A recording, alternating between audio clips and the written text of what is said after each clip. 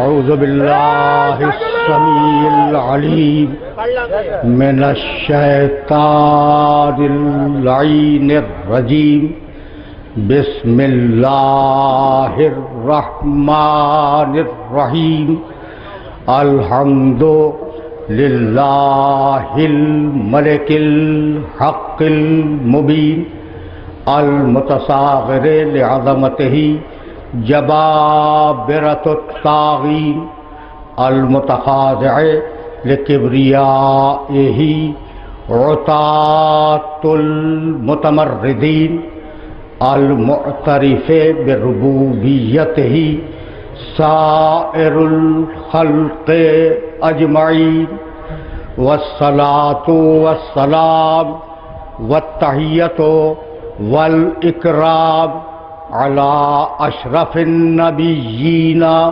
وخاتم المرسلين سيدنا ومولانا أبي القاسم محمد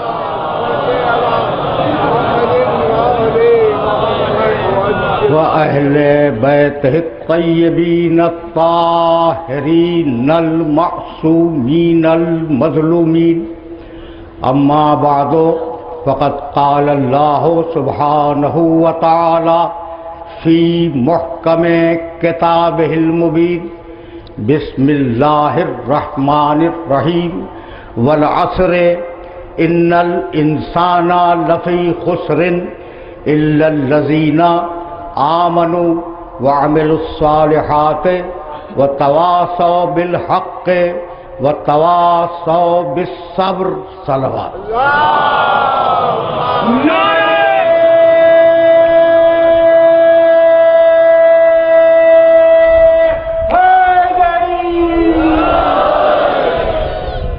عزیزان محترم، آج رمضان کی 21ویں تاریخ ہے۔ تقریباً 1400 سال گزر گئے کہ ہم اس تاریخ میں جمع ہو کر رسول اکرم کو ان کے بھائی کا، فاطمہ زہرا کو ان کے شوہر کا اور حسنین کو ان کے بابا کا پوچھا دیتے ہیں، اور ہماری اصطلاح میں اسی کا نام عزاداری ہے۔ لیکن یہ عزاداری فقط علی کے ساتھ مخصوص نہیں ہے۔ خاندان رسول کا ہر وہ مقدس شخص جس نے کلمہ توحید اور کلمہ رسالت کے لیے اپنی گردن دے دی، اور جس نے اسلام کی سربلندی کے لیے قید خانوں میں زندگی گزاری، وہ ہمارے اس ہدیہ غم میں برابر کا شریک ہے۔ عزاداری ہمارا تشخص ہے، عزاداری ہماری بنیاد ہے، ہماری پہچان عزاداری ہے۔ ہم نے بادشاہوں کے زمانے سے لے کر ان کی لٹکتی ہوئی تلواروں کے سائے میں عصر موجود تک اس عزاداری کو پہنچایا ہے، اور اس عزم کے ساتھ پہنچایا ہے کہ نہ کسی بادشاہ سے ڈریں گے، نہ کسی ملا کے فتوے سے ڈریں گے۔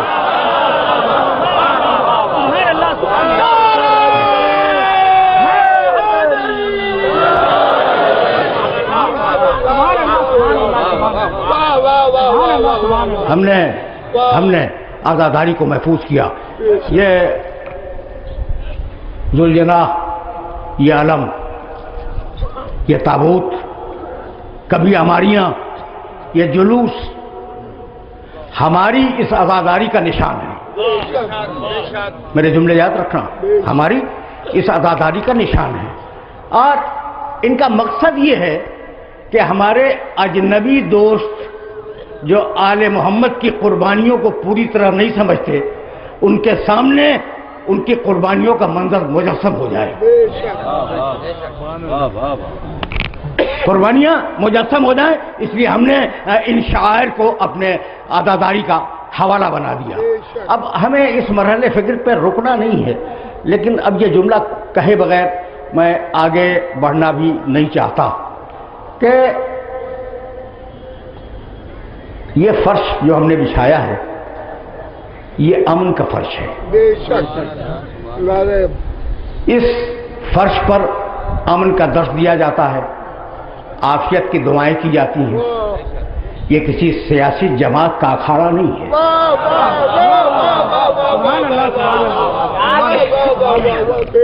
اب وہ سیاسی جماعت مذہبی ہو یا سیاسی ہو، یہ کسی کا اکھاڑا نہیں ہے. میں بہت معذرت چاہ رہا ہوں، یہ مذہبی کا لفظ جو درمیان میں آ گیا. بھائی پہلے زمانے میں ملا یا مدرسے میں نظر آتا تھا یا مسجد میں، اور آج کے زمانے میں ہر جگہ نظر آتا ہے، نہ مسجد میں نظر آتا ہے نہ مدرسے میں.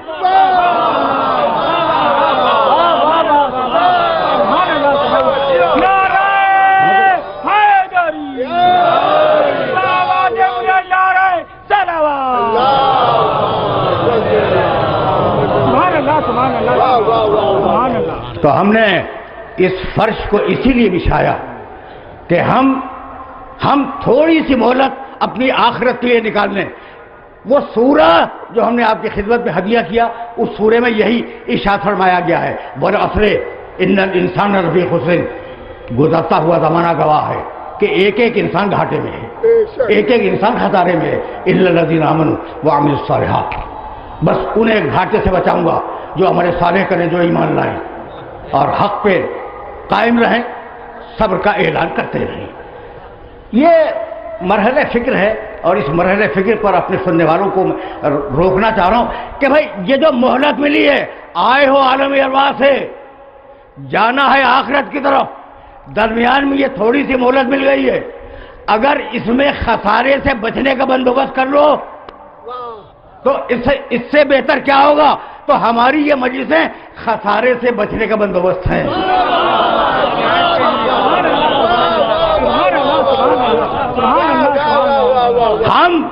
ہم اس فرش سے ہر مسلک کے مسلمان کو خوش آمدید کہتے ہیں. یہ کسی ایک مسلک کے لیے فرش نہیں بچھایا گیا، اس لیے کہ سارے مسالک شجر طیبہ کی شاخیں ہیں، اور ہمارا منشور لا الہ الا اللہ اور محمد رسول اللہ ہے. تو ہم یہ نہیں سیکھتے کہ یہ حنبلی ہے، یہ مالکی ہے، یہ شافعی ہے، یہ حنفی ہے. ہم نے کبھی ایسا تقسیم نہیں کیا کہ یہ بریلوی ہے، یہ دیوبندی ہے، یہ اثنا عشری ہے، یہ آغا خانی ہے. ہم اس تقسیم کو قبول نہیں کرتے. ہم تو صرف ایک تقسیم جانتے ہیں کہ یہ علی کے دوست ہے، وہ علی کا دشمن ہے.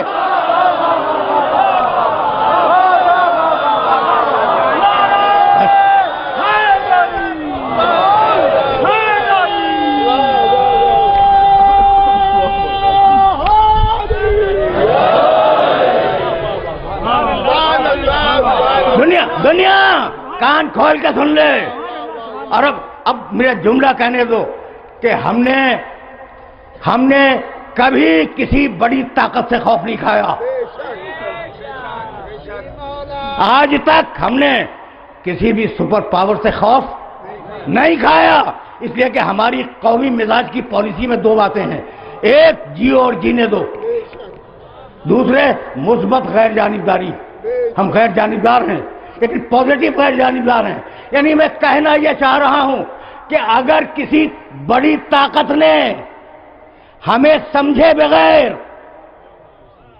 ہمارے خلاف سازشیں جاری رکھیں تو کہیں وہ نہ ہو جائے جسے نہیں ہونا چاہیے.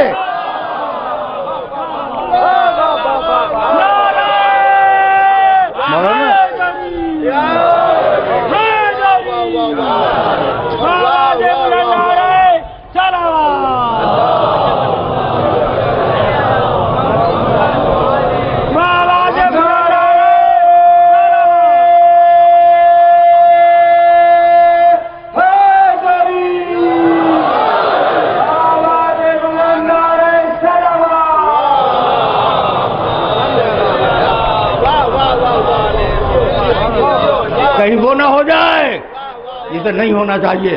تو اب یہ میسج تھا سپر پاورز کے لیے. اور اب اسلام آباد اور صوبے کے اقتدار اعلیٰ سے یہ بات کر لی جائے، ہمارے حقوق کا تحفظ یقینی بنایا جائے. ہمارا مطالبہ ہے، یہ ٹھاٹھے مارتے ہوئے عوام کا مطالبہ ہے، یہ علی کے چاہنے والوں کا مطالبہ ہے کہ ہمارے حقوق کے تحفظ کو یقینی بنایا جائے، جینے اور سانس لینے کا حق، تعلیم کا حق، کسب معاش کا حق، اپنے عقیدے پر رہنے کا حق، اپنی اولاد کو اپنے عقیدے پر چلانے کا حق، یعنی ہر وہ حق جو ہمیں دستور پاکستان نے دیا ہے، اور ہر وہ حق جو انسانی قانون کے منشور میں لکھا گیا ہے، ہم مطالبہ کرتے ہیں کہ ہمارے ان حقوق کو یقینی بنایا جائے، ورنہ ہر بڑی کرسی کا چھوٹا بیٹھنے والا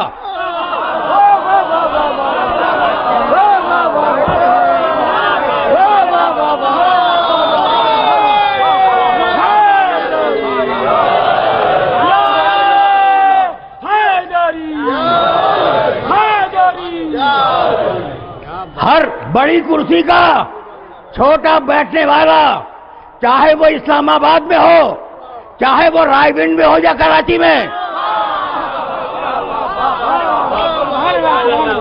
سمجھ رہے ہو نا؟ اس بات کو یاد رکھے کہ عوام کے ہاتھ تمہارے منحوس گریبانوں تک آ گئے ہیں،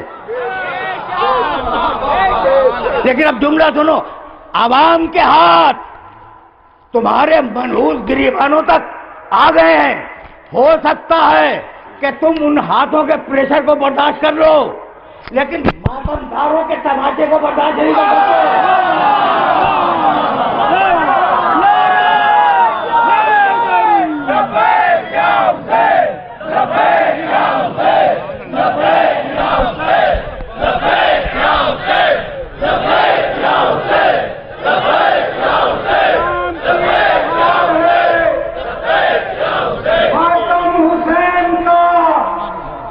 اسلام کی بہار ہے، ماتم حسین کا، زینب کی زلف تار ہے، ماتم حسین کا، اس کا یزید سے کوئی رشتہ ضرور ہے، جس کو بھی ناگوار ہے، ماتم حسین کا، لبیک یا حسین،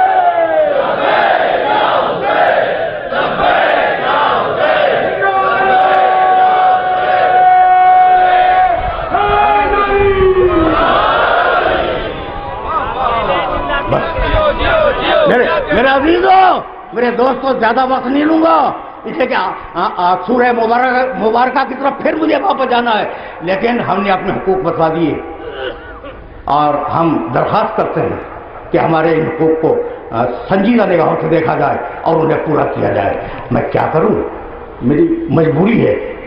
اگر کسی ملک میں، یہ جملہ بھی ہدیہ کر رہا ہوں چیف منسٹر ہاؤس کو، گورنر ہاؤس کو، رائے گنج کے محل کو، اسلام آباد کے قبضے حکومت کو، ٹھیک ہے نا، یہ جملہ ہدیہ کر رہا ہوں کہ بھائی ہم درخواست کرتے ہیں کہ ہمارے حقوق کو پورا کیا جائے، ورنہ اگر حقوق نہ ملیں تو ملک کتنا ہی بڑا ہو، وہ ملک نہیں ہے، جنگل ہے، اور ہر حکمران اس جنگل کا وحشی درندہ ہے۔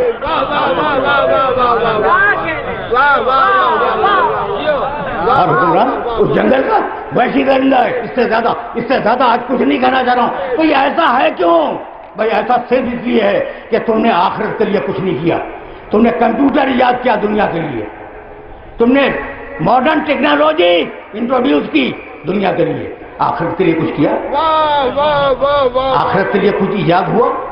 بھائی جتنی بھی سہولتیں اور ایجادیں آئی ہیں وہ جسم کے لیے، مجھے بتاؤ روح کے لیے کیا ایجاد کیا؟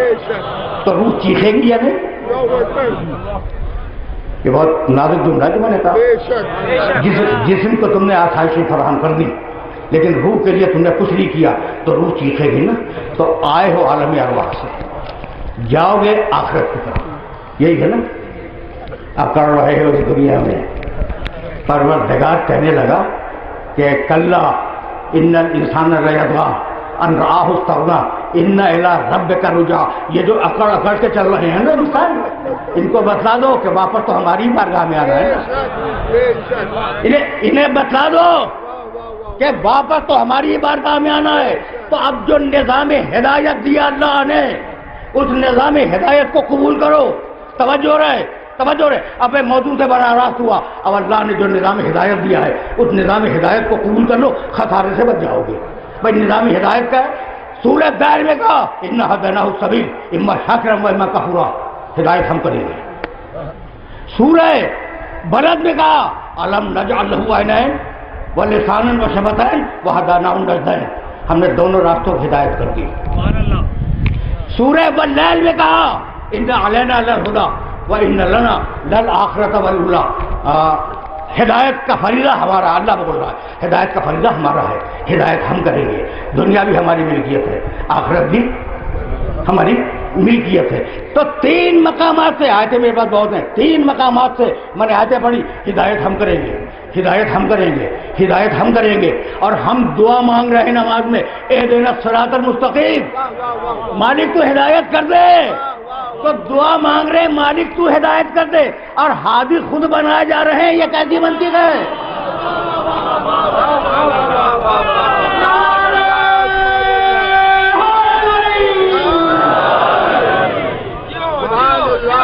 سنتے چلو، ابھی وقت ہے، ابھی دامن وقت میں بہت گنجائش ہے، تو ذرا آرام سے سنتے چلو. اب ہدایت کا نظام چلا، آرام سے سننا. ہدایت کا نظام چلا آدم سے، اور مقابلے میں رد عمل کے طور پر گمراہی کا نظام چلا. واہ واہ واہ، بے شک. چند جملے نوجوان دوستوں کو ہدیہ کر رہا ہوں تاکہ ہدایت اور گمراہی ایک ساتھ سمجھ میں آ جائے. آدم کے عہد میں قابیل نے حابیل کو قتل کیا اور اللہ کا منکر ہو گیا. آدم اولو العزم نبی نہیں ہوئے، آدم کے بعد اولو العزم انبیاء کا سلسلہ شروع ہوگا. تو آدم کے زمانے میں انکار ہوا، نوح پہلے اولو العزم آئے، وہ انکار سے پھر توحید کی طرف لائے. سبحان اللہ، سبحان اللہ. بہت بھائی 2 جملوں میں اس مسئلے کو حل کرنا چاہ رہا ہوں اور یہاں سے میں آگے بڑھ جاؤں گا. انکار سے توحید کی طرف واپس لائے نوح علیہ السلام، ٹھیک ہے نا. اب ہوا یہ کہ نوح لے تو آئے لیکن نوح ہی کے عہد میں بت پرستی آ گئی. اللہ اکبر. ابراہیم آئے اور انہوں نے ان بت پرستوں کو پھر توحید کی طرف مائل کیا، راغب کیا. ابراہیم کے زمانے میں سورج پرستی آ گئی، سورج پوجا کیا ابراہیم کے زمانے میں. کہا ہم موسیٰ کو بھیجیں گے. موسیٰ آئے، موسیٰ نے پھر توحید قائم کی، لیکن لوگ جانور پرست ہو گئے، گوشالہ بنا کر اور بچڑا بنا کر اسے پوجنے لگے. کہا ہم عیسیٰ کو بھیجیں گے. عیسیٰ آئے، انہوں نے پھر توحید کی طرف انسانیت کو راغب کیا، لیکن بدقسمتی یہ ہوئی اس قوم کی. نعرہ حیدری، آواز بلند نعرہ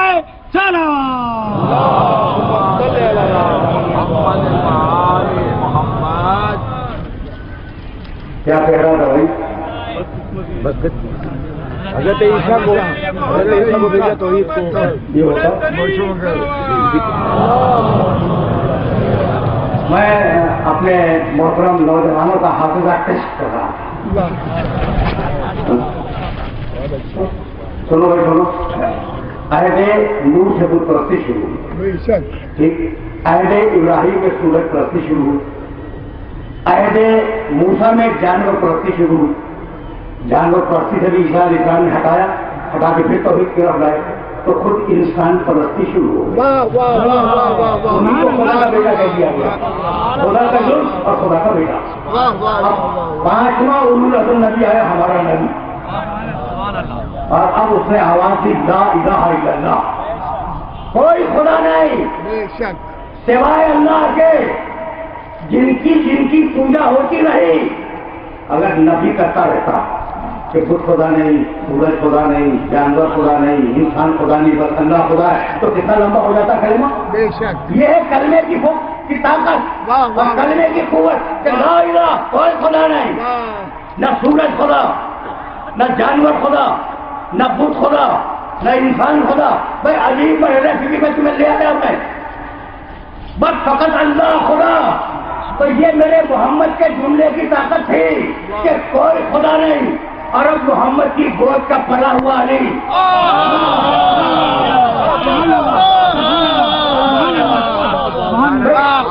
یہ تفریح دے رہا ہوں. کیا کیا آیا؟ بت پرستی، سورج پرستی 2، آگے چلو، جانور پرستی 3، انسان پرستی 4۔ اب رسول کی گود کا پڑا ہوا علی آیا۔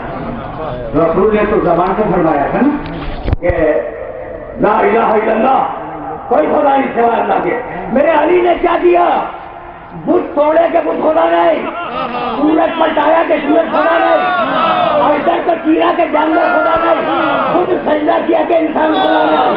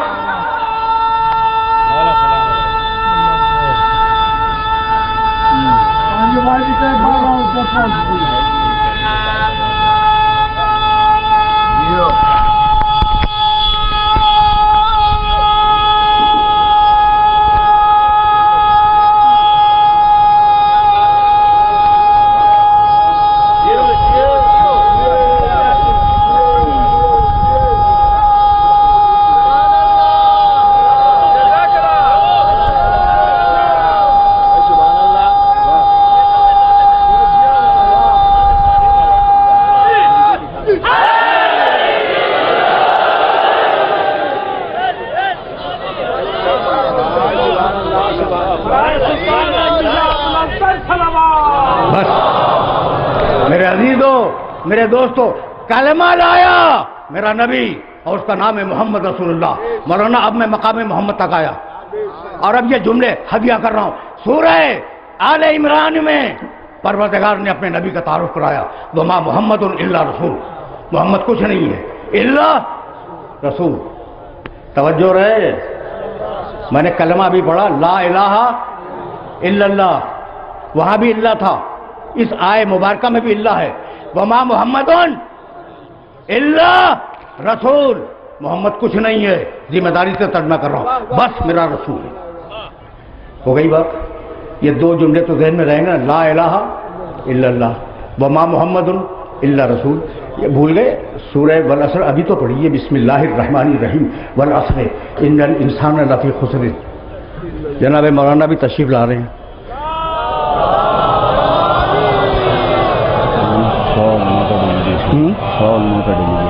کہاں بیٹھیں گے؟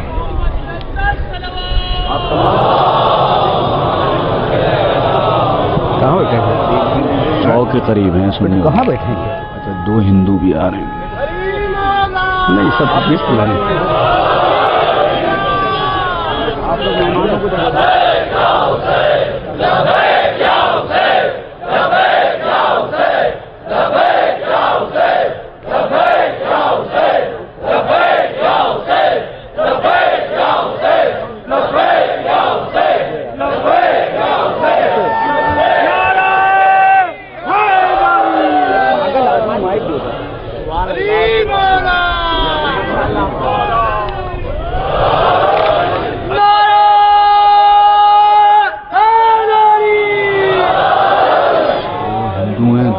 ٹھیک ہے یار، اب کیا کروں؟ مومنین اکرام، اس وقت اس فرش ادا پر جناب مفتی محمد اقبال نقشبندی صاحب مرکزی رہنما سنی اتحاد کونسل تشریف لائے ہیں اور امام مشائخ کے ساتھ۔ یہ فرش ازائے امام المتقین ہے، آپ یہاں تشریف لائے ہیں، اور تاریخ میں پہلی مرتبہ ایسا ہوگا کہ آپ کی زیر قیادت یہ علماء کرام یہاں سے جلوس اعظم میں شامل ہوں گے، آپ کے شانہ بشانہ ہوں گے۔ جناب صاحبزادہ حضرت رضا قادری صاحب مرکزی رہنما ہیں، مفتی سید بلال شاہ صاحب، مفتی محمد عثمان رضا مدنی صاحب، مولا ان سب کو سلامت رکھے اور اتحاد و اتفاق کی اصطلاح کو قائم رکھے۔ دشمن ناکام ہو گیا، ادائے اہل بیت کی فتح ہو گئی، نعرہ حیدری۔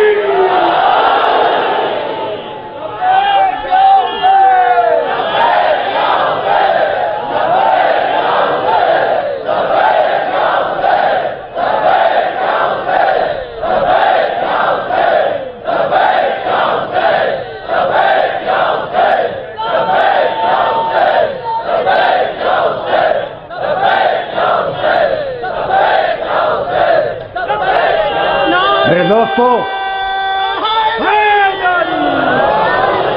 میرے عزیزو، ابھی یہ جملہ میں دوہرا رہا تھا، تمہارے جو کہہ رہا تھا تمہارے سامنے، وہ ان بزرگ افراد کی خدمت میں ضرور ہدیہ کروں گا۔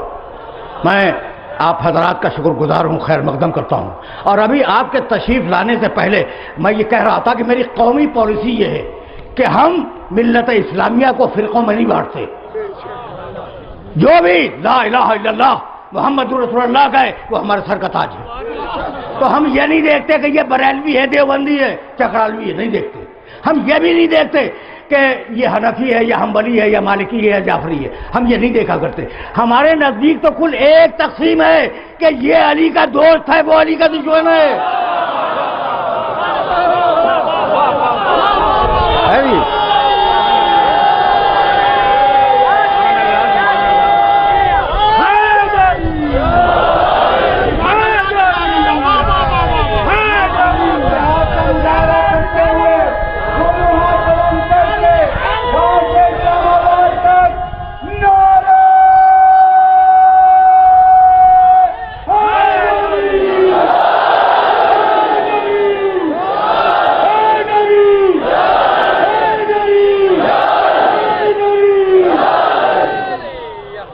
بس میرے عزیزو، میرے دوستو، مولانا میں آپ سے عرض کیا تھا کہ اب تو آیا ہوں اپنے محمد کے مقام تک۔ وما محمد الا رسول قد خلت من قبلہ الرسل افإن مات أو قتل انقلبتم على أعقابكم۔ پوری آیت بھی نہیں پڑھوں گا، ترجمہ کر رہا ہوں، بھائی اللہ کا کلام ہے۔ وما محمد، محمد کچھ نہیں ہے، الا رسول، بس وہ رسول، بس وہ رسول ہے۔ اللہ سے پہلے کچھ نہیں، اللہ کے بعد رسول۔ توجہ رکھنا۔ بسم اللہ الرحمن الرحیم والعصر ان الانسان لفی خسر الا الذین آمنوا وعملوا الصالحات۔ سارے انسان گھاٹے میں ہیں سوائے مومنین کے جو عمل صالح کرتے ہیں۔ اللہ سے پہلے گھاٹا، اللہ کے بعد فائدہ۔ یہ قرآن کی ان آیتوں کا مزاج دیکھو، پھر سننا، پھر سننا۔ لا الہ الا اللہ، سارے باطل خدا، ساری باطل طاقتیں اللہ سے پہلے، حق خدا اللہ کے بعد۔ وما محمد الا رسول، اللہ سے پہلے کچھ بھی نہیں، اللہ کے بعد رسول۔ یہ دو آیتیں ہو گئی نا، یہ دونوں قرآن مجید کی آیتیں ہیں۔ والعصر ان الانسان لفی خسر الا الذین آمنوا وعملوا الصالحات۔ اللہ سے پہلے خسارہ، اللہ کے بعد فائدہ۔ بسم اللہ الرحمن الرحیم والتین والزیتون وطور سینین وہذا البلد الامین لقد خلقنا الانسان فی احسن تقویم ثم رددناہ اسفل سافلین الا الذین آمنوا وعملوا الصالحات۔ ہم نے بہترین بنایا، پورا ترجمہ بھی نہیں کر رہا ہوں، ہم نے بہترین بنایا انسان کو، ہم نے جہنم میں پھینک دیا انسان کو۔ تفسیروں میں دیکھ لینا، اسفل سافلین کے معنی جہنم، بنایا تو بہترین بنایا، ڈھکیلا تو کہاں؟ جہنم میں۔ ٹھیک، الا الذین آمنوا وعملوا الصالحات، اللہ سے پہلے جہنم، اللہ کے بعد جنت۔ یہ سمجھ گئے پوری طرح؟ بھائی کبھی کبھی کچھ جی چاہتا ہے کہ قرآن کا ایک لفظ سمجھ میں آ جائے اس مقام کا۔ یہ چار آیتیں میں نے پڑھی ہیں، لا الہ الا اللہ، اللہ سے پہلے کچھ نہیں، اللہ کے بعد الوہیت۔ وما محمد الا رسول، اللہ سے پہلے کچھ نہیں، اللہ کے بعد رسالت۔ سورہ والعصر، اللہ سے پہلے گھاٹا، اللہ کے بعد فائدہ۔ سورہ والتین، اللہ سے پہلے جہنم، اللہ کے بعد جنت۔ تو ساری برائیاں اللہ سے پہلے ہیں، ساری خرابیاں اللہ سے پہلے ہیں، سارے فساد اللہ سے پہلے ہیں، ساری خوبیاں اللہ کے بعد ہیں، ساری اچھائیاں اللہ کے بعد ہیں۔ تو اب میں جملہ پڑھوں جبریل کا، لا فتح الا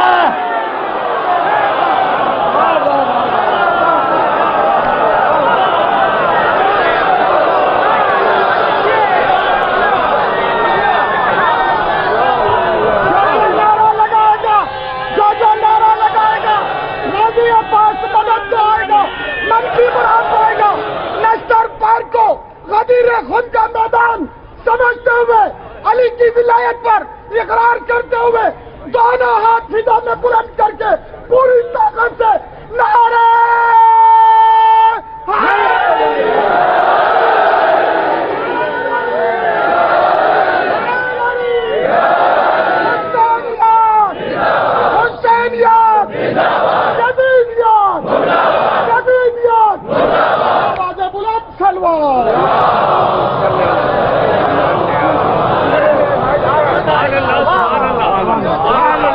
وما محمد، پھر واپس چلو آئے مبارکہ کی طرف، وما محمد الا رسول، محمد کچھ نہیں ہے.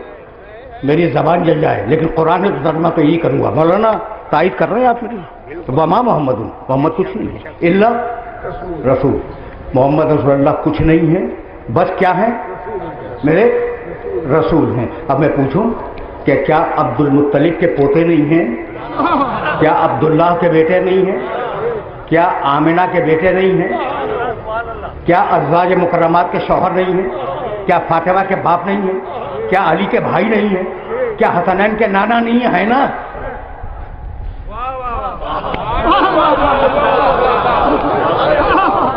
بھائی پڑھے لکھے ہو بھائی، اتنے اعتراف تو میں نے کر دیے آئے مبارکہ پر نعوذ باللہ کہ محمد کچھ نہیں ہے. کیسے کچھ نہیں ہے؟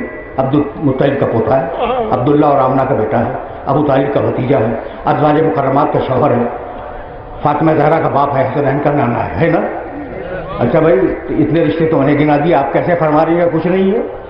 اب آیت کو کھول رہا ہے نا، اب آیت کھلے گی. مجھے یہ بتاؤ کہ رشتے بناتا کون ہے؟ بولو بھائی، رشتے کون بناتا ہے؟ بھائی سسرالی کے علاوہ ہر رشتہ اللہ بناتا ہے.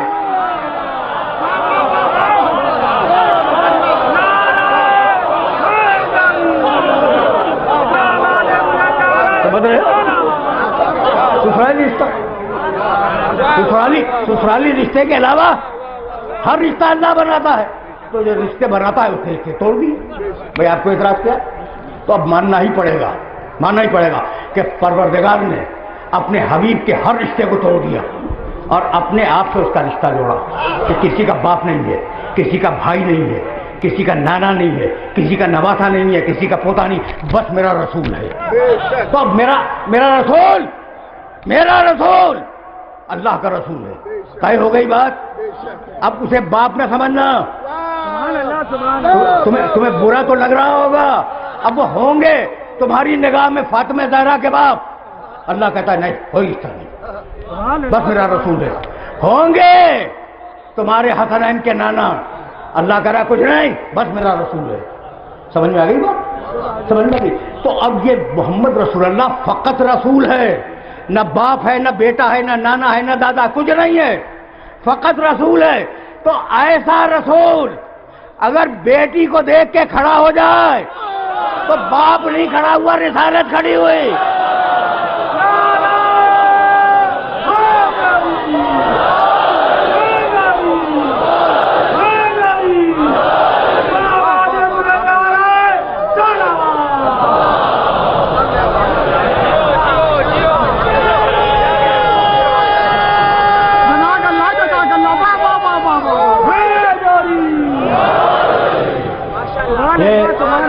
یہ میسج پہنچ گیا.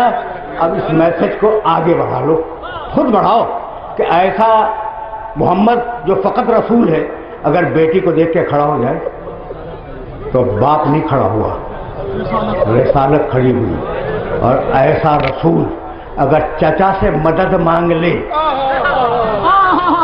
تو بھتیجے نے نہیں مانگی، رسالت نے مانگی، رسالت نے مدد مانگی. ایسا رسول اگر بھائی کو کندھے پہ بلند کر لے تو بھائی نے بلند نہیں کیا، رسالت نے بلند کیا. ایسا رسول اگر نواسوں کے لیے ناکہ بن جائے تو نانا ناکہ نہیں بنا، رسالت ناکہ بنی. اور ایسا رسول اگر کبھی کسی سے ناراض ہو جائے تو شوہر ناراض نہیں ہوا، رسالت ناراض ہو گئی.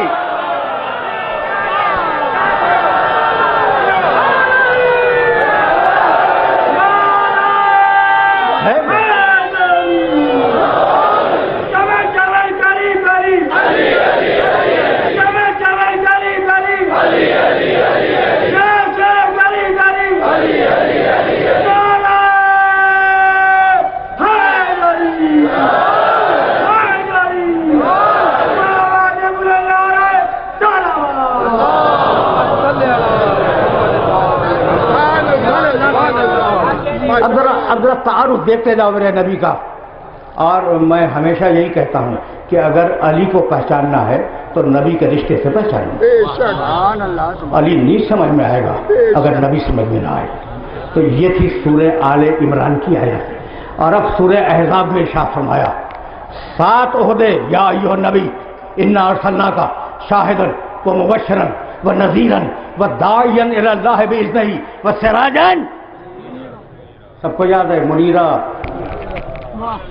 حبیب، یا ایھا النبی انا ارسلناک شاہدا ومبشرا ونذیرا وداعیا الی اللہ باذنہ وسراجا منیرا۔ حبیب، ہم نے تجھے نبی بنایا، رسول بنایا، گواہی دینے والا بنایا، خوشخبری سنانے والا بنایا، ڈرانے والا بنایا، پورا اذن تجھے دے دیا، اور تو روشن چراغ ہے۔ سبحان اللہ سراج، سراج چراغ، منیر غلط، ترجمے غلط ہے۔ سبحان اللہ سبحان اللہ۔ منیر کے معنی روشن کے نہیں ہے۔ روشن کے لیے عربی میں جانتے ہو کیا ہے؟ منور۔ تو بتاؤ منیر کے معنی کیا ہے؟ نور بانٹنے والا۔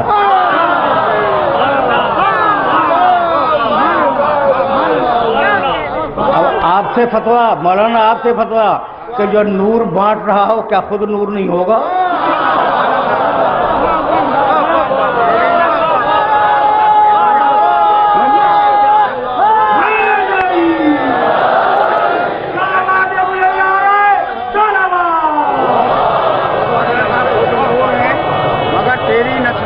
میں ہے بچہ بچہ نور کا، وہ ہے انہیں نور تیرا سب خودی نور نہیں، بچہ بچہ ہاں پڑھے پڑھے وقت نہیں ہے میرے پاس۔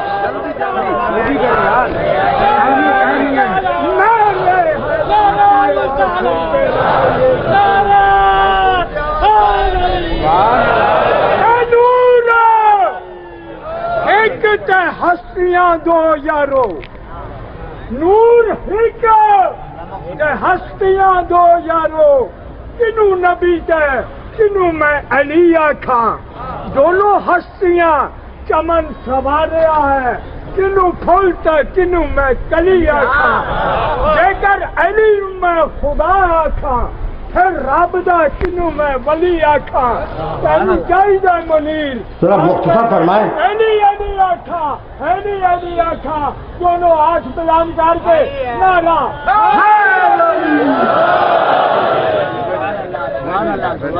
مولانا میں تو سمجھا تھا کہ بوڑھے ہیں یہاں بٹھا دیا جائے گا، وہاں بیٹھے رہیں گے، نہیں بیٹھے۔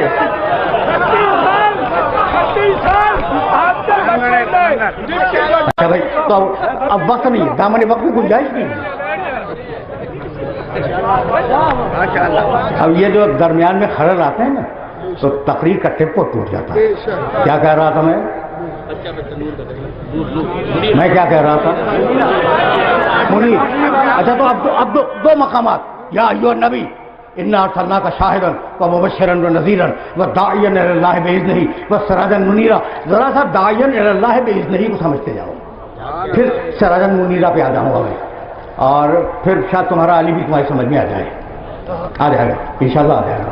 لیکن اب جملہ تو سنو، داعیا الی اللہ باذنہ، ذمہ داری سے ترجمہ کر رہا ہوں۔ حبیب، ہم نے اپنا پورا اذن دے کر تمہیں نبی بنا کے بھیجا، پورا اذن۔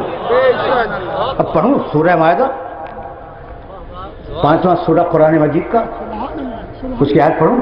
وَإِسْتَخْلُقُ، دیکھنا بھائی، وَإِسْتَخْلُقُ میرا 3 ہے، كَحَيَاةِ الطَّيْرِ بِإِذْنِي فَتَنفُخُ فِيهَا فَتَكُونَ طَيْرًا بِإِذْنِي وَإِذْ تُبْرِئُ الْأَكْمَحَ وَالْأَبْرَصَ بِإِذْنِي وَتُخْرِجُ الْمَوْتَى بِإِذْنِي۔ یہ تکرار دیکھ رہے ہو بے اذنی کی؟ بے اذنی کے معنی، اذن کے معنی جانتے ہو؟ اجازت، ٹھیک ہے، پرمٹ، لائسنس، اجازت، یہ ہے اذن۔ عیسیٰ، آرام سے سن لینا اس کے ترجمے کو، عیسیٰ اس وقت کو یاد کرو جب تم میرے اذن سے مٹی اٹھاتے تھے، پھر میرے اذن سے پرندہ بناتے تھے، پھر اس میں پھونک مارتے تھے، فتکون طیرا باذنی، وہ میرے اذن سے اڑ جاتا تھا۔ اذن لیا، مٹی اٹھائی، اذن لیا، پرندے کی مورت بنائی، اذن لیا، پھونک ماری، پرندہ اڑ گیا اذن الہی سے، وَتُبْرِئُ الْأَكْمَحَ وَالْأَبْرَصَ بِإِذْنِی۔ عیسیٰ تم اس وقت کو یاد کرو جب تم کوڑھی کو اچھا کرتے تھے، پہلے مجھ سے اذن لیتے تھے، اذن لیا اچھا کر دیا۔ عیسیٰ اس وقت کو یاد کرو تم جب مبعوث کو اچھا کرتے تھے، جس کا پیدا ہوتا ہے، مجھ سے اذن لیا تم نے، اسے اچھا کر دیا۔ وَتُخْرِجُ الْمَوْتَىٰ بِإِذْنِی، اور تم مردوں کو زندہ بھی کیا کرتے تھے۔ میں آیات میں تعویل کا قائل نہیں ہوں، جہاں مستقلات عقلیات ٹکرا جائے وہاں تعویل کرو، یہاں کون سا ٹکراؤ ہے؟ مردہ زندہ کیا میرے عیسیٰ نے، اور قرآن یہی کہہ رہا تخرج الموتیٰ بإذنی، تم مردوں کو زندہ کرتے تھے مگر میرے اذن اور میری اجازت سے۔ دیکھ لیا آپ نے، صاحب انجیل ہے، بنی اسرائیل کا آخری رسول ہے، آج تک زندہ ہے، چوتھے آسمان پہ ہے، اولوالعزم انبیاء میں شامل ہے نا؟ عیسیٰ علیہ السلام کی شان یہ ہے۔ اچھا، لیکن اللہ کی نگاہ میں حیثیت کیا ہے؟ دیکھو عیسیٰ، کام نہ کرنا بغیر اذن کے، اذن مانگو مٹی اٹھاؤ، اذن مانگو پرندہ بناؤ، اذن مانگو پھونک مارو، پرندہ اڑے گا میرے اذن سے۔ یہ ہے 1,23,999 نبیوں کی سیرت کہ پہلے اذن مانگے اور پھر اس کام کو انجام دے۔ اور اب میرا نبی، یا ایھا النبی انا ارسلناک شاہدا ومبشرا ونذیرا وداعیا الی اللہ باذنہ، حبیب ہم نے تجھے پورا اذن دے دیا، اب تجھے بار بار اذن مانگنے کی ضرورت نہیں ہے۔ سورج پلٹا لے تیری مرضی، چاند کو توڑ دے تیری مرضی، ستارے کو اتار لے تیری مرضی، سنگریزے سے تسبیح پڑھوا لے تیری مرضی، گو سے کلمہ پڑھوا لے تیری مرضی، کسی کو بلا لے تیری مرضی، کسی کو ہٹا دے تیری مرضی۔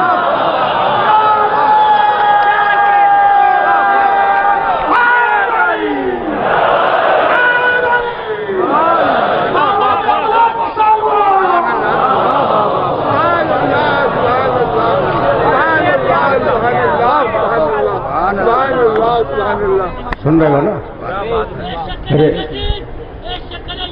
میرے عزیزوں، میرے دوستوں، یہ میسج تو پہنچ رہا ہے نا؟ اگر میں کان دھرنے لگوں تو اتنا بڑا مجمع ہے، اگر ایک ایک منٹ بھی ہمارے ساتھی لے لیں تو پھر گھنٹہ تو یوں نکل جائے گا، ٹھیک ہے نا؟ تو مجھے اجازت دیں کہ میں نان اسٹاپ بولتا ہوا آگے بڑھ جاؤں، ہے اجازت آپ کی؟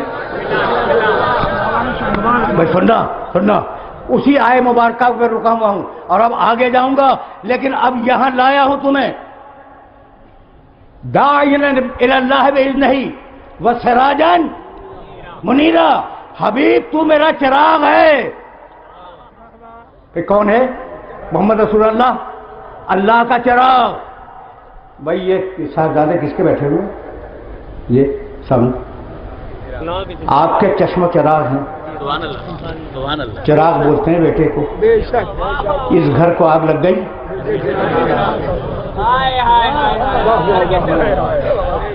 اب ایک زبان کی بات نہیں کر رہا ہوں، اردو کی، اتفاق سے فارسی اور عربی میں بھی یہ بس ہے، کہیں پہ نور کہتے ہیں، کہیں پہ روشنی کہتے ہیں، کہیں پہ چراغ کہتے ہیں، بیٹا۔ تو اب رسول چراغ ہے اللہ کا، ہے نا؟ اور چراغ کہتے ہیں بیٹے کو، وہی نا بات ہے۔ اور کس کے بیٹے ہوئے؟ لم یلد ولم یولد کے۔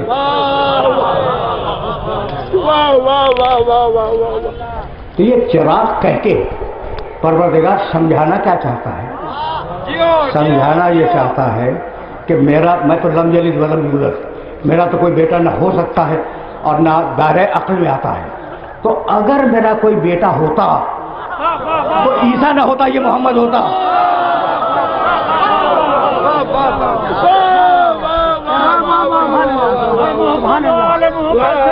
وقت نہیں ہے۔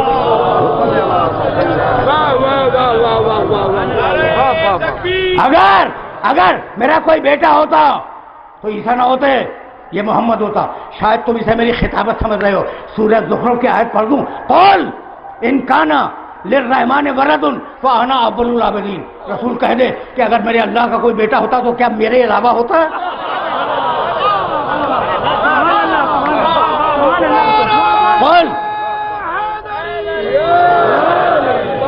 انکانا للرحمن ولد فانا اول العابدین. تو اب اگر کوئی بیٹا ہوتا، ممکن بھی ہوتا، تو عیسیٰ علیہ السلام نہ ہوتے، یہ میرا محمد ہوتا. تو یہ ہے اللہ کا چراغ. ٹھیک. تو ایک سوال کروں تم سے، یہ چراغ کہاں پیدا ہوا؟ مدینے میں، مکے میں؟ مکے میں پیدا ہوا. جب 64-65 گھر تھے بنی ہاشم کے، تو تم سے میں سوال کروں گا کہ بھئی یہ چراغ کس گھر میں جلا؟ میں کہہ دو کہ حضرت عبداللہ ان کے والد کا کوئی گھر ہوگا. نہیں تھا، پوری تحقیق سے عرض کر رہا ہوں، مدینے میں ان کا گھر تھا. اچھا، پھر عبد المطلب کے گھر پیدا ہو گئے ہوں، کسی تاریخ میں نہیں ہے. اچھا، تو تلاش ہوئی نا کہ یہ اللہ کا چراغ کس گھر میں جلا. تو جاؤ سیرت المصطفیٰ میں دیکھ لینا، یہ ہمارے مسلک کی کتاب نہیں ہے، کہ رسول پیدا ہوئے ابو طالب کے گھر میں.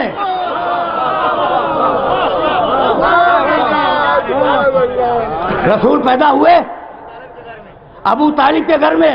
اب میں ہاتھ جوڑ کے کہوں کہ پروردگار تیرے سامنے تو مجال نہیں ہے کسی گفتگو کی، لیکن عالمین کے سب سے بڑے نبی کو پیدا کرنے کے لیے تجھے کسی مسلمان کا گھر بھی نہ ملا.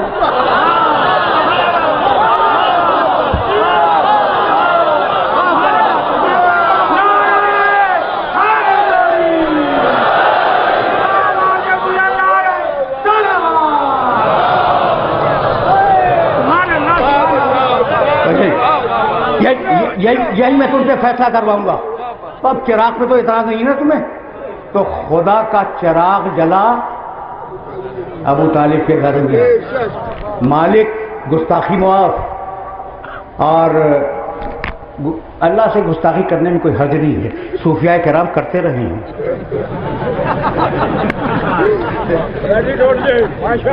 اور اب میں تو یوں بھی شعر نہیں پڑھتا ممبر سے، اور روزے میں تو یوں بھی مکروہ ہے، لیکن ایک مثال تو پڑھوں گا کہ دیکھو بھائی، عقل کی روشنی لیے بغیر شریعت کی گلی میں نہ گھسنا. میں نے ایک مصرے کا ترجمہ کر دیا، اب ایک مصرع پڑھوں گا تاکہ پورا شعر مکروہ ہے نا. ایک مصرع تو مکروہ نہیں ہے.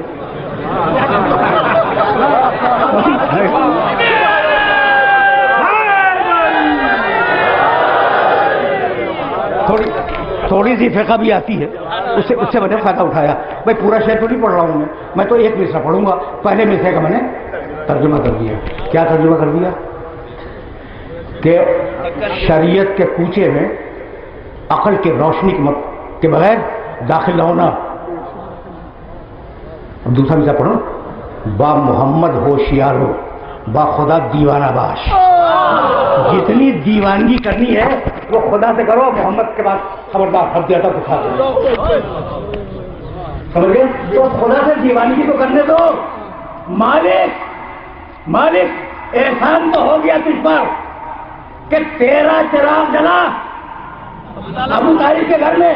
اب احسان کا بدلہ کیسے دے گا؟ تو مت گھبراؤ، میرا چراغ جلا ابو طالب کے گھر میں، اور اب ابو طالب کا چراغ جلے گا میرے گھر میں.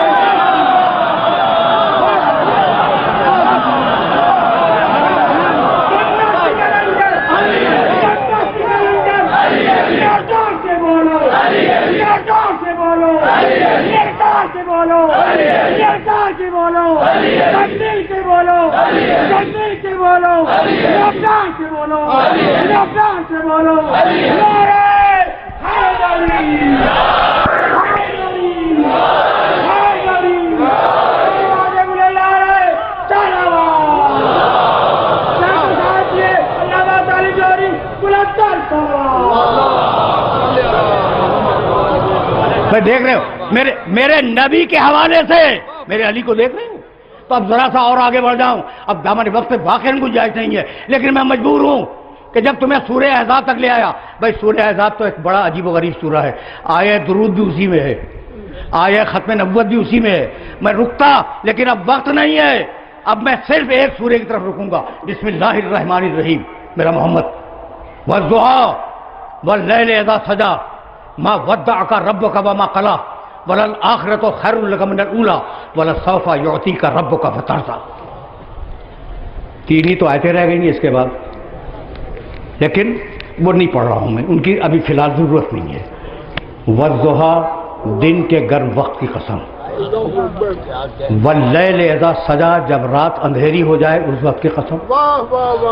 ما ودعک ربک وما قلی، حبیب ہم نے تجھے کبھی اکیلا نہیں چھوڑا اور ہم تم سے کبھی ناراض نہیں ہوئے. سن رہے ہو؟ قرآن ہے، ما ودعک صیغہ ماضی ہے. ہم نے کبھی ماضی میں بھی تمہیں اکیلا نہیں چھوڑا، ہم ہر وقت تمہارے ساتھ ہوتے ہیں. تو جس نبی کی زندگی اللہ کی رفاقت میں بسر ہو رہی ہو، اس کی زندگی میں نہ غفلت ہوگی، نہ صاحب ہوگا، نہ ہذیان ہوگا، نہ نسیان ہوگا. والضحیٰ واللیل اذا سجا ما ودعک ربک وما قلی وللآخرۃ خیر لک من الاولی. اور حبیب مت گھبرا، یہ مکی زندگی ہے، تو پریشانیوں کے عالم میں ہے، لیکن تیرا انجام تیرے اس آغاز سے بہتر ہوگا. سن لیا تم نے؟ اب وہ آیت جس کے لیے میں نے آپ کو زحمت دی، وَلَسَوْفَ يُعْطِيكَ رَبُّكَ فَتَرْضَىٰ. حبیب مت گھبراؤ، ہم تمہیں اتنی نعمتیں دیں گے کہ تم ہم سے راضی ہو جاؤ گے.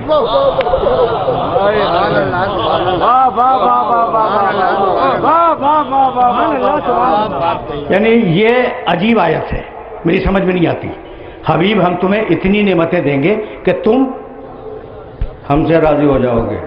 ہم نمازیں پڑھتے ہیں قربتاً اللہ، اللہ ہم سے راضی ہو جائے. روزے رکھتے ہیں اللہ ہم سے راضی ہو جائے. تراویح میں مشقتیں برداشت کرتے ہیں اللہ ہم سے راضی ہو جائے. حج پہ جاتے ہیں، بڑی مشقت کی عبادت ہے، اللہ ہم سے راضی ہو جائے.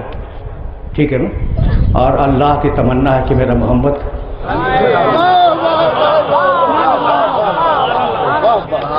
اس شان کی کوئی آیت کسی نبی کے لیے نہیں ہے. وَلَسَوْفَ يُعْطِيكَ رَبُّكَ فَتَرْضَىٰ. حبیب توجہ ہے، حبیب ہم تمہیں اتنی نعمتیں دیں گے کہ تم ہم سے راضی ہو جاؤ گے. اب میں قرآن کی طرف چلوں، پورے ٹکڑے بھی اب نہیں پڑھوں گا، بس ایک جملہ، ان اعمل صالحا ترضاہ. سلیمان علیہ السلام کی دعا سورہ نمل میں، مالک ایسا عمل اور ایسی عبادت بتا دے کہ میں کروں تو مجھ سے راضی ہو جائے. نبی کی تمنا ہے کہ اللہ مجھ سے راضی ہو جائے. سورہ طٰہٰ، موسیٰ تم نے اجرت کیوں کی؟ جب آپ سنو گے موسیٰ اجل تو رب لترضیٰ، پروردگار اجرت اس لیے کی کہ تم مجھ سے راضی ہو جائے. تو انبیاء و مرسلین کی تمنا ہے کہ اللہ ہم سے راضی ہو جائے، اور اللہ کی تمنا ہے کہ محمد مجھ سے راضی ہو جائے. یہاں تک آ گئے نا؟ تو اب ایک جملہ صحابہ کرام کے متعلق بھی سنتے جاؤ. کہتے ہیں نا رضی اللہ عنہ، ہر صحابی کی تمنا ہے کہ اللہ اس سے راضی ہو جائے، اور اللہ کی تمنا ہے کہ محمد مجھ سے راضی ہو جائے. تو جب انبیاء اور صحابہ مل کر محمد جیسے نہ بن سکے تو عرب کا بدون جیسا کیسے بن جائے گا؟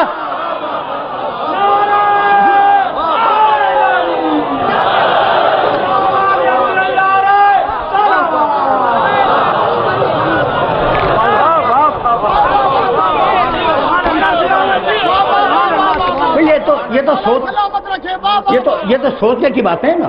اچھا میں رک جاؤ، یہ علماء کرام تشریف فرما ہے، اب انہیں بھی انوالو کروں گا اس مرحلے پر، اور بات مکمل ہو جائے گی. مجھے نہیں معلوم کہ اذان کا وقت کتنے بجے ہے، کوئی بتا سکتا ہے؟ 5 یا 7 منٹ. تو اب ظاہر ہے کہ 5 یا 7 منٹ میں تو تقریر تمام ہونے سے رہی، کچھ 2-4 دقیقے تو لوں گا میں، تو اب گزر جائے. لیکن میری بات کی طرف توجہ رکھنا، ابھی سب کو انوالو کر رہا ہوں. کیا کہا؟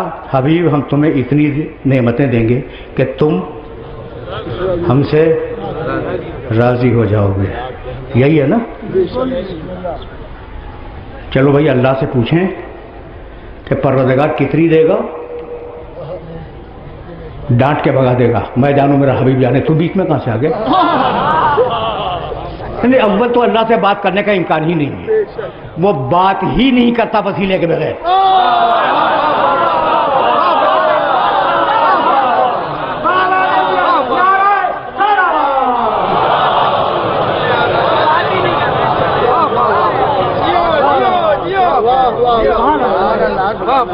ٹھیک ہے نا؟ تو اب امکان تو نہیں ہے اسے بات کرنے کا، لیکن چلو بھائی پوچھ لیتے ہیں. اور رفع ہیں، صوفیاء کرام ہیں، کوئی اللہ اذان کا احترام ضروری ہے.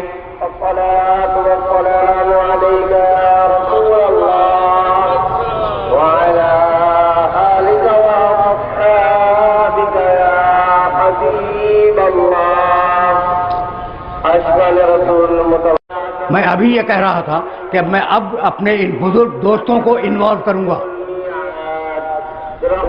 وَلَسَوْفَ يُعْطِيكَ رَبُّكَ فَتَرْضَىٰ.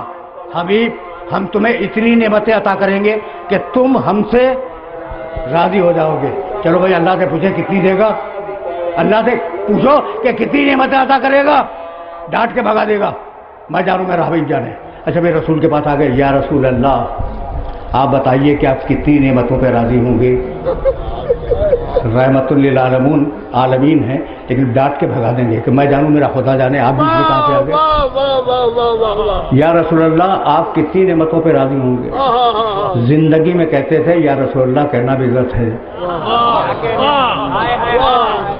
سمجھ رہے ہو؟ نعرہ تکبیر، نعرہ رسالہ، نعرہ حیدری. تو نہیں معلوم، پھر سنو، نہیں معلوم کہ اللہ اپنے حبیب کو کتنی نعمتیں دے گا. نہیں معلوم. یہ بھی نہیں معلوم کہ پیغمبر کس جگہ پہ آ کے راضی ہوں گے. لیکن ایک بات مجھے معلوم ہے اور ٹھوک بجا کے کہہ رہا ہوں، جب تک راضی نہیں ہوں گے نعمتیں آتی رہیں گی، اور جب راضی ہو جائیں گے نعمتیں مکمل ہو جائیں گی.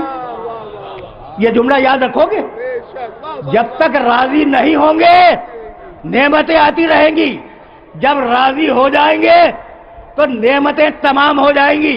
جب بوڑھے نبی نے جوان علی کو اٹھایا اور کہا من کنت مولا ہو فہذا علی مولا، تو آیت اتری اتممت علیکم نعمتی، آج میں نے نعمت مکمل کر دی.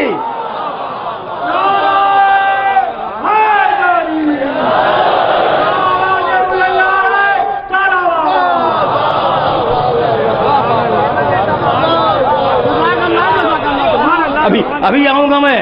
نعمتیں تمام ہو گئی.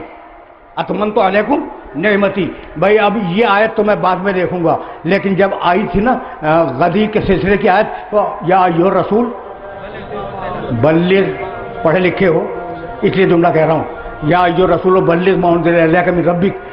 دیکھو اگر حوالہ نہ مانگ لینا ورنہ ڈھیر لگا دوں گا حوالوں کے. اپنی آنکھ سے دیکھ کے بولنے کا عادی ہوں. حوالہ نہ مانگا، میرے گھر آ جانا، ساری کتابیں دکھلا دوں گا. یا ایھا الرسول بلغ ما انزل الیک من ربک وان لم تفعل فما بلغت رسالتہ واللہ یعصمک من الناس. حبیب مت گھبراؤ، وہ کہہ دو وہ بات، ٹھیک ہے نا؟ جو تو ہم تمہیں پہلے بتا چکے ہیں وہ بات ان لوگوں کے سامنے کہہ دو. اور اگر تم نے وہ نہ کہی تو گویا رسالت نہیں پہنچائی. واللہ، اب پالیسی میکنگ جملہ دیکھو بھائی، واللہ یعصمک من الناس. اور مت گھبراؤ، اللہ تمہیں لوگوں کے شر سے بچائے گا. اللہ تمہیں لوگوں کے شر سے بچائے گا. آیت خود بتلا رہی ہے کہ علی ولی اللہ پہ شر ہونے والا ہے.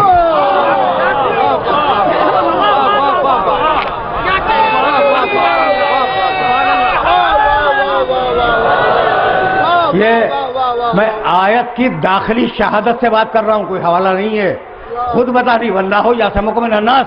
اگر لوگوں نے شر کیا تو اللہ تمہیں بچائے گا. پروردگار شر تو لا الہ الا اللہ پہ بھی ہوا تھا، وہاں تو نے نہیں کہا کہ میں بچاؤں گا. شر محمد رسول اللہ پہ بھی ہوا تھا. پوری مدینہ کی جنگیں محمد رسول اللہ پہ ہوئی ہیں، تو شر تو لا الہ الا اللہ کے خلاف بھی ہوا، شر محمد رسول اللہ کے خلاف بھی ہوا. وہاں تو نہیں کہا تو نے کہ میں بچاؤں گا. ٹھیک ہے نا؟ یہاں کہہ رہا ہے کہ علی ولی اللہ کہہ دو، اگر شر ہوا تو میں بچاؤں گا. تو مالک راز کیا ہے؟ کہا بھائی جب لا الہ الا اللہ پہ شر ہو رہا تھا اور محمد رسول اللہ پہ شر ہو رہا تھا تو بچانے والا علی تھا. اب علی ولی اللہ پہ شر ہوگا، بچانے والا میں ہوں.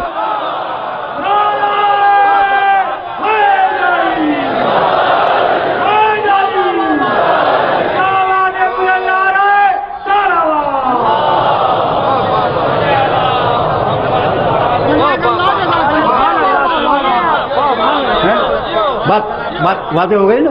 اچھا بھائی، تو بلغ معاون الیک، اور جب علی کی ولایت کا اعلان ہو گیا، اچھا بھائی سنو بھائی، مجھے معاف کر دینا،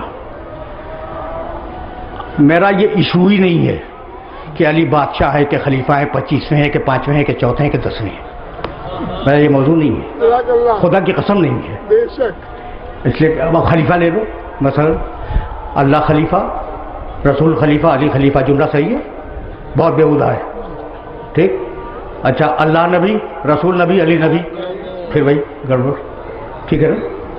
تو وہ بات جہاں جھگڑا ہو جائے وہ علی کے لیے فضیلت نہیں ہے۔ اب میں فضیلت بتاؤں، اللہ مولا، اس کا محمد مولا، اس کا علی مولا۔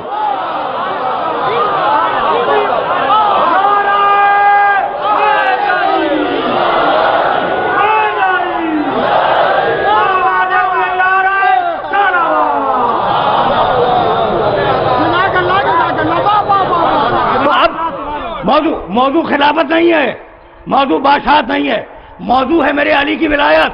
اب آخری جملے امام ثعلبی رحمۃ اللہ علیہ کی تفسیر، مولانا کیا نام ہے اس کا؟ رائس التیجان، چونکہ آپ بہت بڑے کتاب شناس ہیں ایران کے، اس لیے میں نے سوال کر لیا۔ رائس التیجان امام ثعلبی کی تفسیر ہے، اس سے ایک جملہ پڑھ رہا ہوں، اور کتاب میرے گھر میں رکھی، آ کے دیکھ لینا۔ ولایت ختم ہو جائے اور میں مصائب کے چند جملے عرض کروں گا۔ راوی کہتا ہے معراج کا واقعہ کہ میرے نبی آسمانوں میں چلے جبریل کے ساتھ، جب چوتھے آسمان پہ پہنچے، امام ثعلبی رحمۃ اللہ علیہ کی تفسیر، ٹھیک؟ جب چوتھے آسمان پہ پہنچے تو سارے پیغمبروں کو اللہ نے حکم دیا کہ میرا حبیب آ رہا ہے، صفیں لگاؤ اور صفیں لگا کے کھڑے ہو جاؤ، میرا حبیب تمہارے درمیان سے گزرے گا، اسے سلام کرتے جاؤ، وہ جواب دیتا جائے گا۔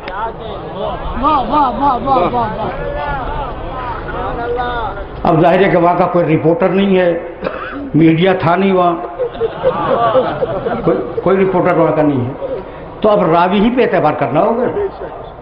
راوی بیان کرتا ہے کہ پیغمبر اکرم اس کیفیت میں آگے جا رہے تھے کہ نور کا ناقہ تھا، اس پہ آپ سوار تھے، چہرے پر نور کی نقاب تھی،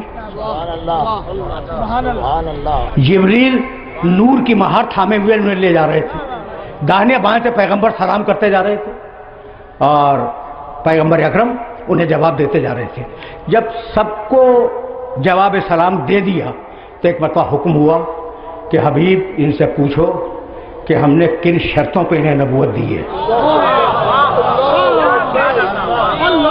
پوچھو ابھی کہ ہم نے انہیں کن شرطوں پر نبوت دی ہے۔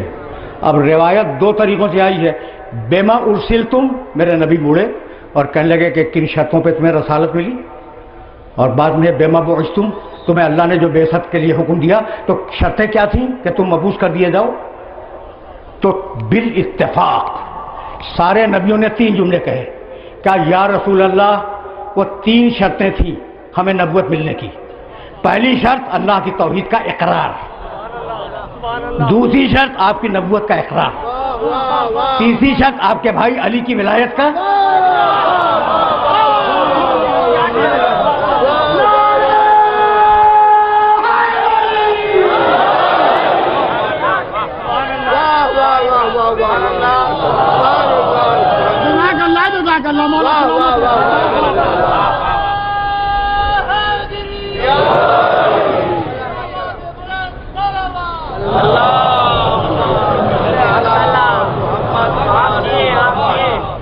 بہت باہوش اور حاضر دماغ مجمع بیٹھا ہوا ہے۔ دیکھو بھائی، ایمان کے معنی دل سے ماننا، اقرار کے معنی زبان سے کرنا، سن لیا؟ تو یہ نہیں ہے کہ اللہ کی توحید پہ ایمان، محمد کی رسالت پہ ایمان، علی کی ولایت پہ ایمان نہیں۔ شرطیں کیا ہیں بھائی؟ اللہ کی توحید کا اقرار زبان سے۔ تو جب کہا ہوگا کہ میری توحید کا اقرار کرو تو انہوں نے کہا ہوگا نا لا الہ الا اللہ، جب کہا ہوگا میرے محمد کی نبوت کا اقرار کرو انہوں نے کہا ہوگا نا محمد رسول اللہ، اور جب کہا ہوگا علی کی ولایت کا اقرار کرو کہا ہوگا نا علی ولی اللہ، کہا ہوگا یا نہیں؟ علی ولی اللہ۔ توجہ رہے علی ولی اللہ نبیوں کی زبان سے اترا ہوا جملہ ہے. اب میرے پیارے دوست مجھ سے مسکرا کے پوچھتے ہیں کہ کلمہ تو کل دو جملوں میں تھا، لا الہ الا اللہ محمد رسول اللہ، یہ آپ نے بڑھایا کب سے؟ تو جانتے ہو جواب میں کیا کہتا ہوں؟ بھائی یہ تو نبیوں کا کلمہ ہے، آپ نے گھٹایا کب سے؟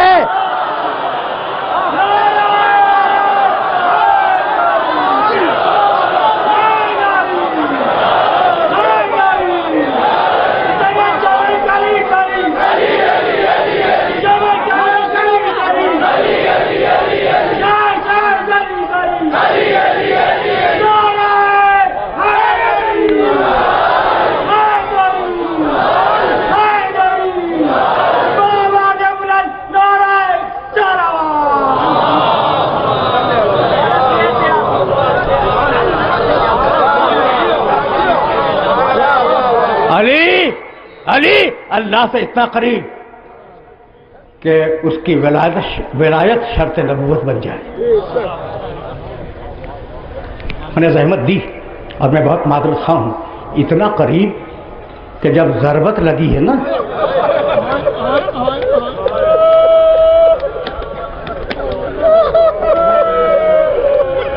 تو ایک مرتبہ سجدے میں سر رکھا، زخمی سر سجدے میں رکھا اور کہا پروردگار جب قیامت کا دن ہو اور سارے انبیاء و مرسلین جمع ہوں اس وقت تو گواہی دینا کہ علی نے تیری عبادت میں کوتاہی نہیں.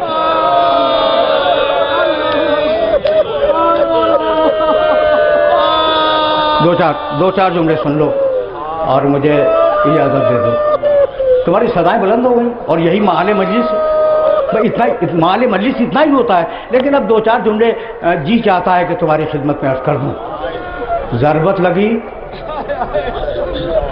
19ویں رمضان کی صبح کو.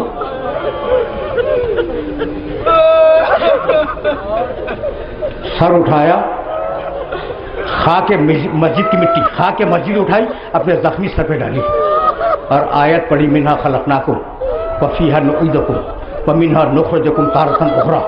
ہم نے اسی مٹی سے خلق کیا ہے، اسی میں پلٹائیں گے، دوبارہ اسی سے اٹھائیں گے.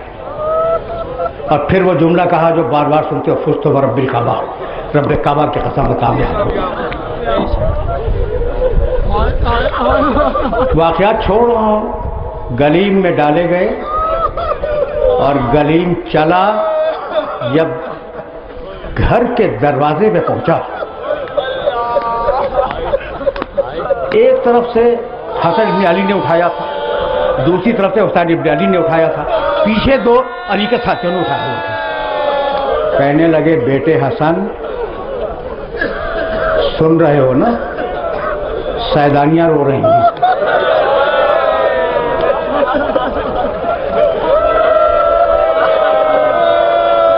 بیٹے مجھے پسند نہیں ہے کہ فاطمہ زہرا کی بیٹیوں کی آواز نہ میرے منہ کے کانوں تک جائے، انہیں رخصت کر دو. جب وہ رخصت ہو گئے نا تو علی نے کہا کہ جب میں چلا تھا گھر سے تو بچیوں نے مجھے اپنے پاؤں سے جاتے ہوئے دیکھا تھا. بچیوں کو بڑا صدمہ ہوگا، بچیوں کو بڑا صدمہ ہوگا. ایک ہاتھ حسن کے کاندھے پر رکھا، دوسرا ہاتھ حسین کے کاندھے پر رکھا. جیسے ہی دروازے میں داخل ہوئے بچیوں نے ایک چیخ ماری، کہنے لگے کہ بیٹیوں اتنا نہیں روتے، صبر کرو. یہ جملہ تو ساری بیٹیوں سے کہا تھا. اور اب زینب کی طرف مڑے، کہنے لگے زینب تو بہت رو رہی ہے نا باپ کے زخمی سر کو دیکھ کر، جب بھائی کے کٹے ہوئے سر کو دھو کے نیزہ پہ دے گئی.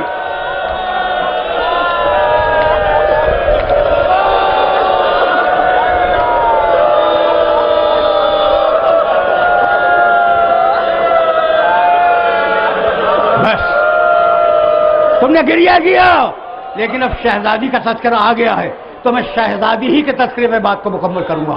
دو جملے سنو. شہزادی زینب 20 کا دن گزرا، 21ویں کی رات آئی. 21ویں کی صبح کو علی کی شہادت ہے.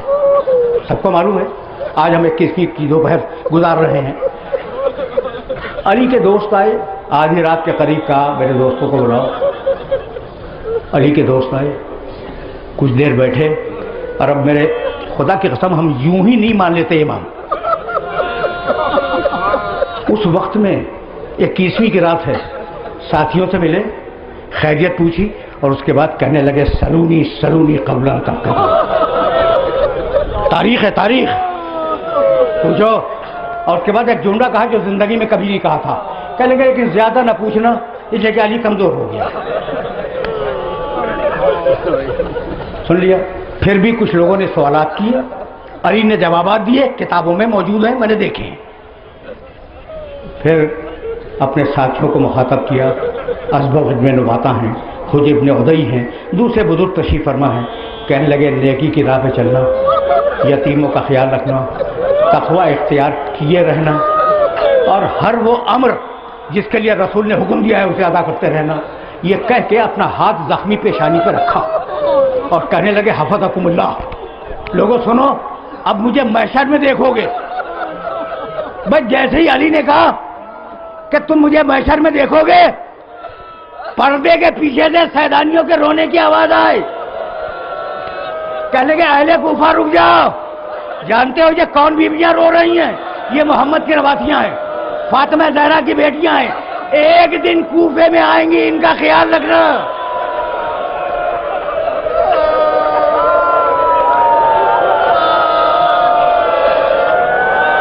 ایک جملہ, بس ایک جملہ, صرف ایک جملے کے لیے زحمت دے رہا ہوں. میں نے مجلس تمام کر دی تھی, لیکن میں کیا کروں کہ یہ محترم سامعین کچھ سننا چاہ رہے ہیں, کچھ اور سننا چاہ رہے ہیں. بھائی ماتم کا لطف بھی اسی وقت ہے جب آنکھیں نمناک ہو جائیں. گئے علی کے ساتھی گئے. گھر کی کنیز بیان کرتی ہے کہ سب ادھر ادھر تھے. رات کا آخری پہر تھا. ایک مرتبہ علی نے ہاتھ کے اشارے سے بڑی بیٹی کو بلایا. پہچان گئے نا بڑی بیٹی, شہزادی زینب. جب شہزادی باپ کے پاس آئی تو علی نے اپنا زخمی سر اس کے کندھے پہ رکھ دیا اور دیر تک علی رک جاؤ, دیر تک علی اپنی بیٹی سے بات کرتے رہے. اب یا زینب کو معلوم کہ علی نے کیا کہا, یا خود علی کو معلوم, کسی کو کچھ نہیں معلوم کہ علی نے کان میں کیا کہا ہے. جب بی بی یزید کے دربار میں جا رہی تھی تو کہتی جاتی تھی قیدیوں مت گھبراؤ, علی کی بیٹی تمہارے ساتھ ہے. جب آخری دروازہ آیا یا علی کہہ کے بیٹھ گئی. سجاد دکھا بوڑھی اماں گھبرا گئی, کہا نہیں, میرے بابا نے 21 رمضان کی صبح کو مجھ سے کہا تھا تجھے دربار میں جانا ہوگا, مت گھبرانا, میں تیرے ساتھ چلوں گا. میں گھبرائی نہیں, اپنے بابا کا انتظار کر رہی ہوں. یہ کہہ کے کھڑی ہوئی, السلام علیکم یا امیر المومنین. قیدیوں میرا بابا